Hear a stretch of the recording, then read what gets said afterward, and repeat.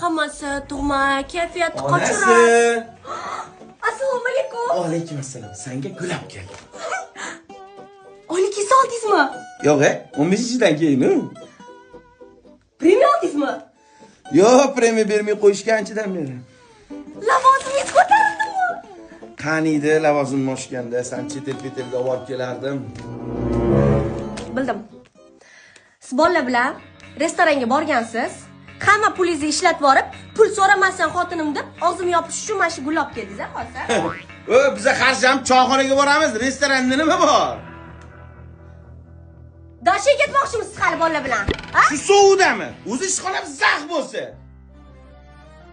Endi bildim. Bitta chiroyli qizni topib olgansiz, restoranga chaqirgansiz, kelmagan, u olib qolmasin gul deb menga ko'tarib olib keldingiz-a, hozir? U esing joydami? O'zi oyligi zo'rg'a yetkazib yurgan bo'lsa, qanaqa qiz?